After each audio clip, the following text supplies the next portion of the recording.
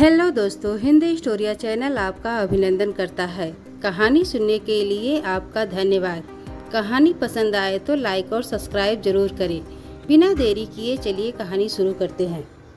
कई वर्ष पहले एक घने जंगल में 4 चोर रहते थे। चुराया हुआ धन वे एक साधारण से बर्तन में रखते थे, लेकिन उसकी हिफाजत जान से भी ज्यादा करते थे। कुछ अरसे बाद उनका मन चोरी चकारी से उब गया। मैं तो ऐसी जिंदगी से तंग आ गया हूँ। हमें हमेशा चौकन्ना रहना पड़ता है, वरना हम पकड़े भी जा सकते हैं। एक ने अपना दुखड़ा रोया। हाँ, मैं भी चाहता हूँ कि हम लोग एक शांत सच्ची जिंदगी जिएं। दूसरे चोर ने हाँ में हाँ मिलाई। बहुत अच्छा, हम जंगल छोड़कर किसी ऐसे शहर चलते हैं जहाँ हमें कोई जानता ना हो। शायद कोई साफ सुथरा काम धंधा ही हाथ लग जाए। तीसरा बोला। 3 चोरों को तो ये सुझाव पसंद आया और उन्होंने तय कर लिया कि वे जंगल छोड़ देंगे। लेकिन चौथे चोर को अपनी जीविका के लिए कोई खरा धंधा करने की योजना पसंद नहीं आई। उस समय तो वह चुप रहा, लेकिन उसने बर्तन में रखे पैसे चुराकर भाग जाने का इरादा कर लिया। वह सही मौके का इंतजार करने लगा। चारों चोर एक शहर पहुंचे और वहां एक धर्मशाला छत्रम में रुक गए। उनमें से 2 शहर के बारे कुछ जानकारी हासिल करने निकल पड़े। जल्दी ही उन्होंने एक वृद्ध औरत का घर देखा, जो आरामदेह तो लगता ही था, उनके लिए ठीक भी था। दोनों ने छत्रम लौटकर अपने साथियों से वृद्धा के घर जाकर जिक्र किया। वे भी सहमत हो गए और चारों चोर उस घर के लिए निकल पड़े। हम चारों व्यापारी हैं, एक चोर बोला, और इस शहर में कुछ काम धंधा शुरू करना चाहते हैं। हमें आपका घर पसंद आया और इसके कुछ कमरे किराए पर लेना चाहते हैं। हम जब तक यहाँ रहेंगे आपको अच्छा किराया देते रहेंगे। दूसरा बोला। बुढ़िया बहुत खुश थी और उसने अपने मेहमानों की खूब खातिरदारी की। आप यहाँ जब तक चाहिए रह सकते हैं। वो मुस्कराई। वो प्रसन्न हुई कि उसे अच्छे किराएदार मिल गए हैं। चारों चोर पता लगा चुके थे कि वो बहुत नेक और सच्ची औरत है, जिसे पराई दौलत का लालच नहीं है। इसलिए उन्होंने अपना पैसों ने भरा बर्तन बुढ़िया को संभालने के लिए दे दिया।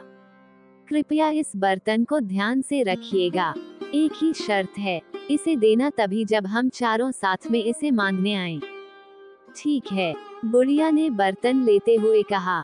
वो अपने घर के पिछवाड़े गई और देखने लगी कि कोई देख तो नहीं रहा। जब उसे तसल्ली हो गई तो उसने जमीन खोदकर उसमें बर्तन डाला और उसे वापस मिट्टी से ढक दिया। चारों ओर कुछ काम धंधे की तलाश में शहर चले गए। जल्दी ही वे काफी थक गए और बुढ़िया के घर से कुछ ही दूरी पर खड़े वटवृक्ष के नीचे बैठकर सुस्ताने लगे।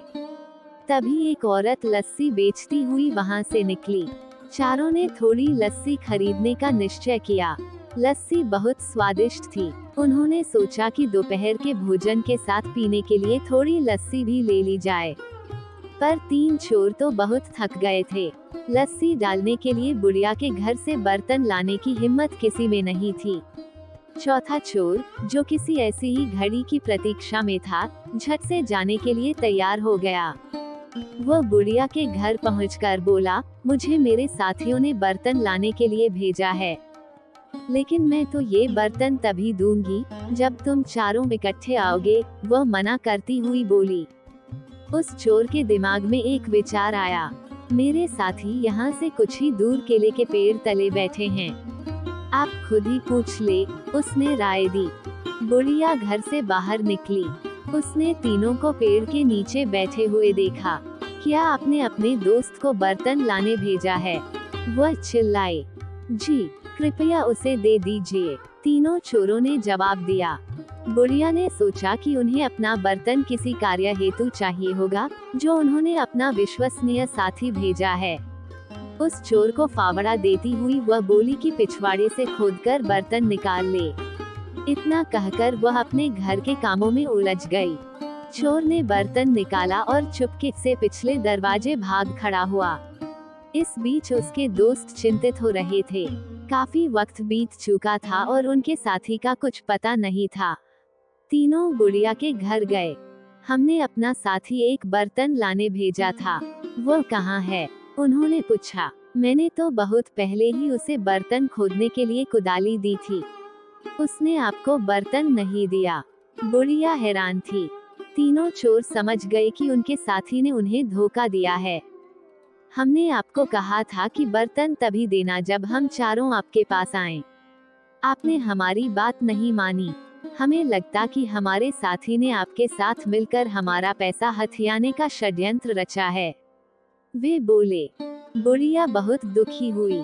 वे तीनों उसे शहर के न्यायाधीश के पास ले गए और उसकी शिकायत की। न्यायाधीश ने फैसला दिया कि बुढ़िया की लापरवाही की वजह से तीनों को नुकसान हुआ है, इसलिए सारा हर्जाना बुढ़िया को ही भरना होगा। बुढ़िया रोती हुई घर लौट आई।